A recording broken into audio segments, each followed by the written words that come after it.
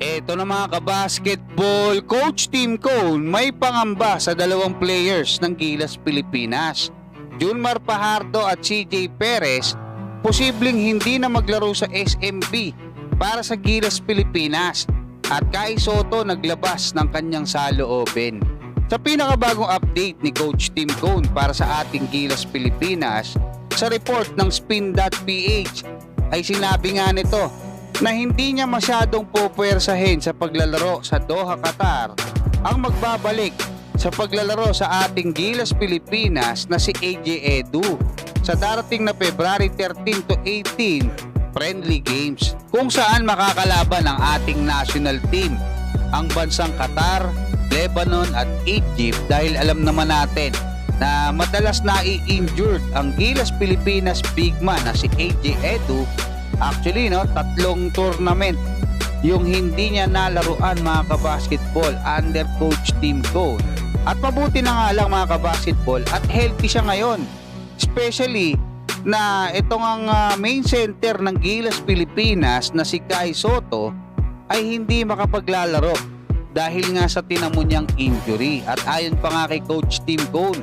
ay posibleng 2 beses lang niyang paglaruin si AJ Edu sa Doha, Qatar, at maging ang ating naturalized player na si Justin Brownlee ay magkakaroon lamang ng limitadong playing time sa isa sa mga friendly games na magaganap dyan nga sa Doha, Qatar, para maging fresh, hindi masyadong mapagod at makaiwas sa injury. Ito ang ating naturalized player na si Justin Brownlee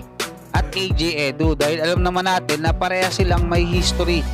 ng injury. Diyan nga sa magiging laban ng Gilas Pilipinas sa third window ng FIBA Asia Cup qualifiers kontra sa Taiwan at New Zealand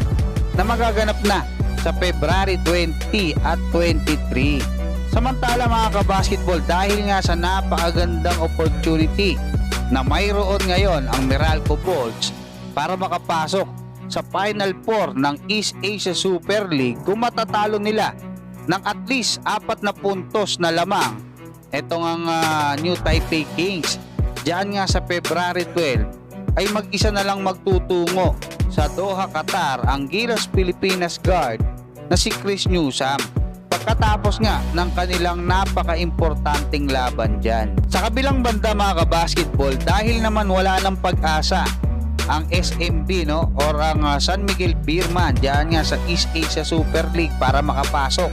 diyan nga sa Final 4, most likely daw ayon dito sa report ay hindi na maglaro diyan sa SMB ang mga Gilas Pilipinas players na sina Junmar Fajardo at CJ Perez para makasabay sila sa ating Gilas Pilipinas team, especially kung magkakaroon muna ng at least isang araw na preparation diyan sa Pilipinas at sabay-sabay na nga silang magtutungo diyan nga sa Doha, Qatar. Samantala mga kabasketball, hindi na nga naitago ng ating pambatong si Kai Sotto ang kanyang pananabik sa muling paglalaro ng basketball. Sa katunayan, sa kanyang latest post sa kanyang Instagram ay nalulungkot nga ito dahil sa isang buwan na siyang hindi nakakahawak ng bola o nakakapaglaro dahil sa tinamo niyang injury na matagal pa or magtatagal pa, alam naman natin, ng ilang buwan hanggang sa tuluyan siyang gumaling. Pero magkagayon man mga kabasketball, marami pa rin sa mga Pinoy basketball fans ang naniniwalang maaabot ni Kai Sotto yung kanyang pangarap kahit na nga madedelay na naman ito dahil sa injury. Hanggang dyan mga kabasketball, maraming salamat at God bless sa inyong lahat.